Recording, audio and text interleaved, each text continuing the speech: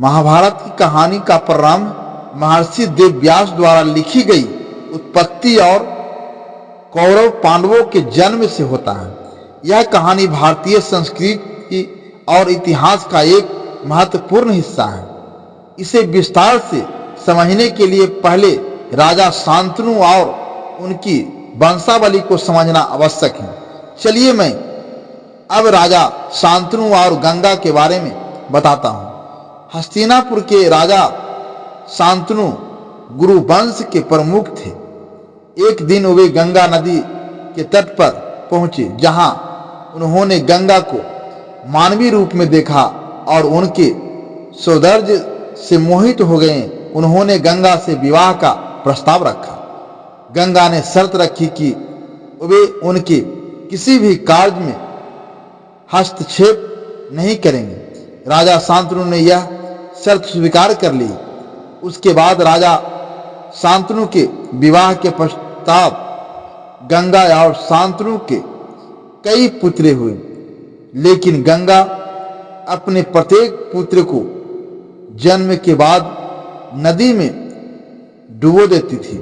राजा शांतनु अपने वचन के कारण चुप रहे, लेकिन जब उनका 8वां पुत्र हुआ तो शांतनु ने विरोध किया। इस पर गंगा ने अपना रहस्य बताया। उन्होंने कहा कि वे एक अप्सरा हैं और उनके पुत्र वसुओं के अंश हैं, जिन्हें श्राप के कारण धरती पर जन्म लेना पड़ा। 8वां पुत्र भी वसु हैं और वह धरती पर लंबे समय तक रहेगा। गंगा उस पुत्र को लेकर चली गई और उसका पालन पोषण किया। यही पुत्र आगे चलकर भीष्म कहलाए। राजा शांतनु के जन्म में एक बार फिर परिवर्तन आया। जब उन्होंने सत्यवती नामक मछुआरन से विवाह करना चाहा, सत्यवती के पिता ने शर्त रखी कि उनकी पुत्री के पुत्र ही राजा बनेंगे। शांतनु यह शर्त मानने के असमर्थ थे।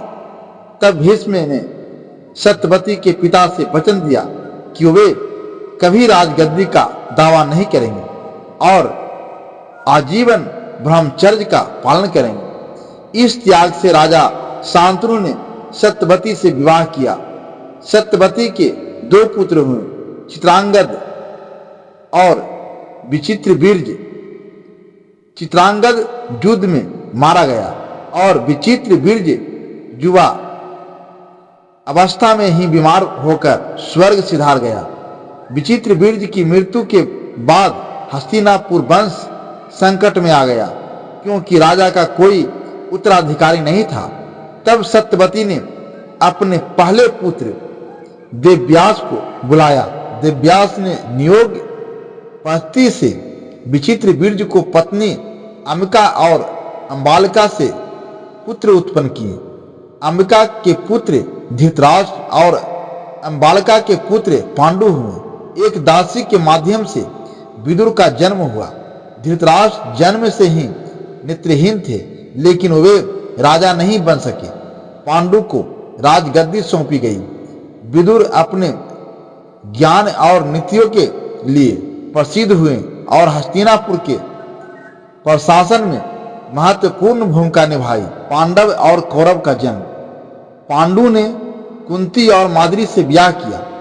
उन्हें एक श्राप मिला कि यदि वे अपनी पत्नियों के साथ सहवास करेंगे तो उनकी मृत्यु हो जाएगी। इस कारण पांडु ने अपनी पत्नियों से संतान उत्पन्न करने का अधिकार त्याग दिया।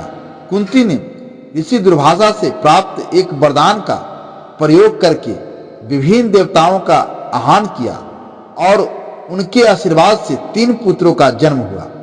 युधिष्ठिर, भीम और अर्जुन। माद्री ने कुंती के माध्यम से यह मंत्र सीखा और अश्विनी कुमारों का आह्वान कर नकुल और सहदेव को जन्म दिया। धृतराष्ट्र ने गांधारी से विवाह किया। गांधारी ने 100 पुत्रों को जन्म दिया, जिन्हें कौरव कहा गया। उनके सबसे बड़े पुत्र का नाम दुर्योधन था। इस प्रकार कौरवों और पांडवों का जन्म हुआ और यही वंश आगे चलकर महाभारत के महान युद्ध का कारण बना। कौरव और पांडव दोनों ही कुरुवंश की शाखाएं थी, लेकिन उनके बीच प्रतिस्पर्धा और वैमनस्य ने पूरे भारत को एक महायुद्ध में झोंक दिया। यह उत्पत्ति महाभारत की महान गाथा का आधार है, जो धर्म, अधर्म, प्रेम, त्याग और संघर्ष की गहरी समझ प्रदान करती हैं। यह जानकारी कैसे लगी? अगर यह जानकारी आपको अच्छी लगी हो तो हमारे वीडियो को लाइक शेयर अवश्य करें। धन्यवाद।